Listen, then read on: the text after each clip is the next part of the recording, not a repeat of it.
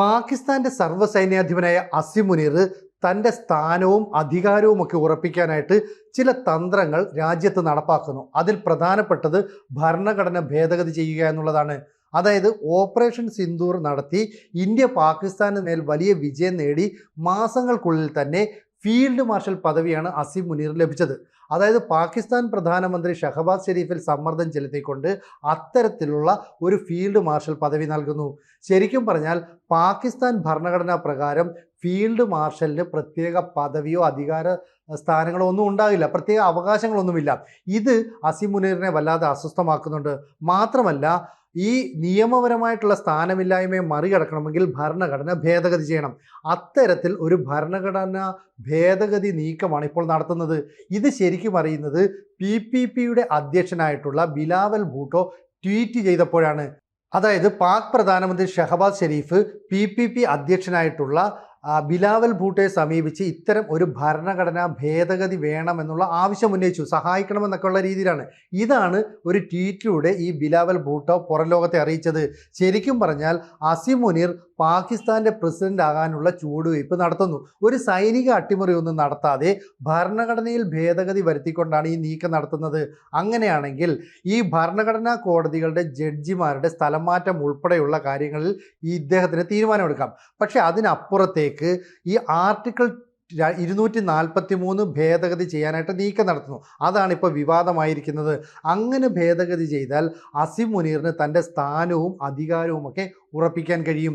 ഈ സമയത്ത് പാകിസ്ഥാനിലെ സാധാരണക്കാരായ ജനങ്ങൾ ഇപ്പോൾ പറയുന്നത് ഇന്ത്യൻ പ്രധാനമന്ത്രി മോദിയെ വിളിക്കൂ, രാജ്യത്തെ രക്ഷിക്കൂ എന്നൊക്കെയാണ്. അപ്പം മോദിയെ വിളിച്ചിട്ടാണോ പാകിസ്ഥാനെ രക്ഷിക്കാൻ പറയേണ്ടത്? ഇതിന് മറ്റ് ചില കാരണങ്ങൾ കൂടിയുണ്ട്. അതായത് ഈ ഖൈബർ പക്തൂൺഖ മേഖല, അതുപോലെ തന്നെ ബലൂജ് മേഖല, ഇവിടെയൊക്കെ ആഭ്യന്തര സംഘർഷങ്ങൾ രൂക്ഷമായിക്കൊണ്ടിരിക്കുകയാണ്. ഈ രണ്ടിടത്തും സൈനിക സഹായവും സാമ്പത്തിക സഹായവും നൽകുന്നത് നമ്മുടെ റോയാണ്, ഇന്ത്യയാണെന്നാണ് പൊതുവെ പാക് ഭരണകൂടം തന്നെ ആരോപിക്കുന്നത്. അങ്ങനെയാണെങ്കിൽ അവിടം സ്വതന്ത്ര രാജ്യമായി മാറാനുള്ള ഒരു സാധ്യതയുണ്ട്. സിന്ധ് പ്രവിശ്യയിലും കലാപ സമാനമായ സിറ്റുവേഷൻ ഉണ്ട്.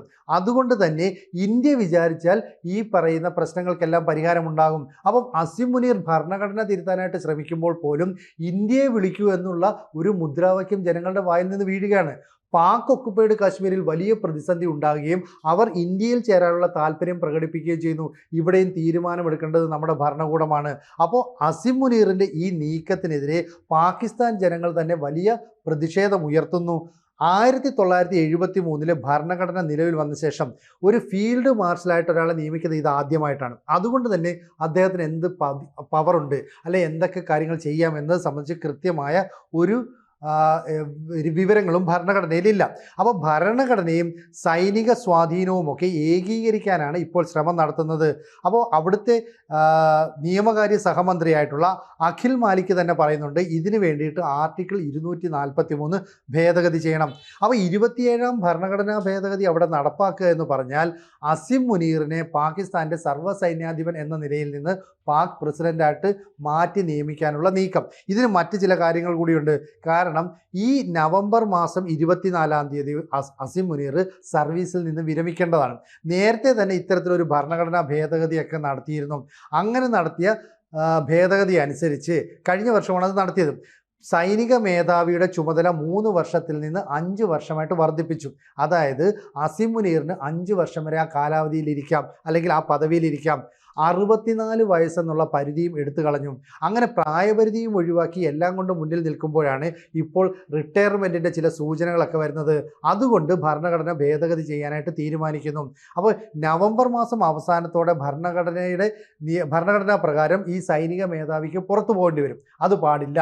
കാരണം അസിം മുനീറിനെ അമേരിക്കയും വലിയ തോതിൽ പിന്തുണയ്ക്കുന്നുണ്ട്. കഴിഞ്ഞ ഏതാനും മാസങ്ങളായിട്ട് അസിം മുനീറാണ് പാകിസ്ഥാൻ്റെ യഥാർത്ഥ ഭരണാധികാരി എന്ന രീതിയിൽ ഒരു ചിത്രം വരുന്നുണ്ട്. കാരണം കഴിഞ്ഞ 3 മാസമോ 6 മാസത്തെ കാലാവധി എടുത്താൽ തന്നെ 3 തവണയാണ് അമേരിക്കയിലെ വൈറ്റ് ഹൗസിലേക്ക് ഈ പറയുന്ന അസിം മുനീർ എത്തുന്നത്. ഡൊണാൾഡ് ട്രംപ് ഈ അസിം മുനീറിനെ വലിയ രീതിയിൽ സ്വീകരിക്കുകയും ചെയ്തു. അപ്പോൾ ഗവൺമെൻറ് ഉദ്യോഗസ്ഥരുടെ അകമ്പടിയോടെ ഒരു പാകിസ്ഥാൻ സൈനിക മേധാവിയെ ആദ്യമായി സ്വീകരിക്കുന്ന അമേരിക്കൻ പ്രസിഡന്റാണ് ഡൊണാൾഡ് ട്രംപ്. മാത്രമല്ല, ഈ ട്രംപ് അവിടെ അത്താഴ വിരുന്നും ഉച്ചഭക്ഷണവും ഒക്കെ ഒരുക്കി അയാളെ സഹായിക്കുകയും ചെയ്തു. അപ്പോൾ അസിം മുനീറിനെ പിന്നാലെ വന്ന് പിന്തുണയ്ക്കുന്ന ഒരു രാജ്യമായിട്ട് അമേരിക്ക മാറുന്നുണ്ട്. അപ്പോൾ പാകിസ്ഥാനിലെ പ്രധാനപ്പെട്ട വ്യക്തിയാണെന്ന് ട്രംപ് അസീം മുനീറിനെ വിളിക്കുകയും ചെയ്തു. ഇതെല്ലാം കൂടെ കൂട്ടി വായിക്കുമ്പോൾ അവിടുത്തെ ഷഹബാസ് ഷെരീഫ് ഭരണകൂടത്തിന് ഇനി വലിയ വിലയൊന്നുമില്ല. അസീം മുനീറിൻ്റെ നേതൃത്വത്തിൽ പുതിയ ഭരണ നേതൃത്വം വരുന്നു എന്നാണ് മനസ്സിലാക്കുന്നത്. അപ്പോൾ ഇമ്രാൻഖാൻ, ഇതറിയാലോ നമുക്ക്, അവിടുത്തെ പ്രതിപക്ഷ പാർട്ടിയുടെ നേതാവാണ്. ഈ ഇമ്രാൻഖാനെ എത്രയോ കാലമായിട്ട് ജയിലിൽ അടച്ചിരിക്കുകയാണ്. അസീം മുനീറിനോട് അതൃപ്തി പ്രകടിപ്പിക്കുന്ന അല്ലെങ്കിൽ ആ ഭരണകൂടത്തിന് എതിരെ നിൽക്കുന്ന ആളുകളെ പിടിച്ച് ജയിലിലിടുകയാണ്. ഇപ്പോൾ PTA അതിൻ്റെ നേതൃത്വത്തെയൊന്നും കണക്കിലെടുക്കുന്ന പോലും ഇല്ല. അതുകൊണ്ടാണ് അവിടുത്തെ ജനങ്ങൾ പറയുന്നത് ഇന്ത്യയുടെ ഒരു നീക്കമുണ്ടായാലേ ഇനി പാകിസ്ഥാന് രക്ഷയുള്ളൂ. പട്ടിണി കൊണ്ട് ദാരിദ്ര്യം കൊണ്ട് ആകെ പാപ്പരായി നിൽക്കുന്ന ഒരു രാജ്യമാണ്, മുന്നോട്ട് പോകുന്ന അവസ്ഥയില്ല. അതിനിടയിലാണ് സൈനിക മേധാവി സ്വന്തം ഇഷ്ടപ്രകാരം ഭരണഘടന തിരുത്താനായിട്ട് ശ്രമിക്കുന്നത്. ഈ അസീം മുനീറിൻ്റെ ഒരു ചരിത്രം കൂടെ നോക്കണം. കാരണം കാശ്മീര് പാകിസ്ഥാൻ്റെ കഴുത്തിൽ ധമനികളാണെന്ന് അസീം മുനീർ പറഞ്ഞിരുന്നു.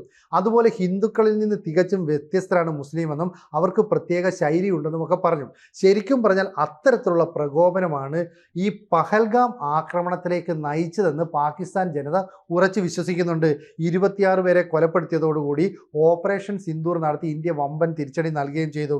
എന്തായാലും ഇന്ത്യയെ ഇത്തരത്തിലുള്ള ജാഗ്രതാപരമായ നിലപാട് എടുക്കാനായിട്ട് പ്രേരിപ്പിച്ചത് ഈ അസീം മുനീറിൻ്റെ പ്രസ്താവനകളാണ്. ഇപ്പം പറയുന്നത് ചെറിയ പ്രഖ്യാപനങ്ങൾ അല്ലെ പ്രകോപനങ്ങൾ ഉണ്ടായെങ്കിൽ പോലും അതിന് നിർണായകമായ വില കൊടുക്കേണ്ടി വരും, നിർണായകമായ തിരിച്ചടി ഉണ്ടാകുമെന്ന് അസീം മുനീർ വീണ്ടും ഭീഷണിപ്പെടുത്തുന്നു.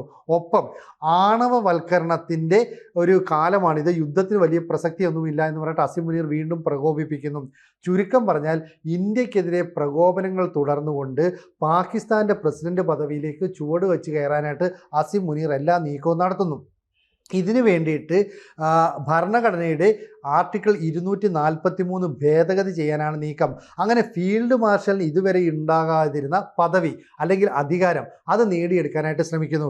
ശരിക്കും പറഞ്ഞാൽ രണ്ടാമത്തെ ഫീൽഡ് മാർഷൽ പദവി നേടിയ വ്യക്തിയാണ് ഈ അസീം മുനീർ.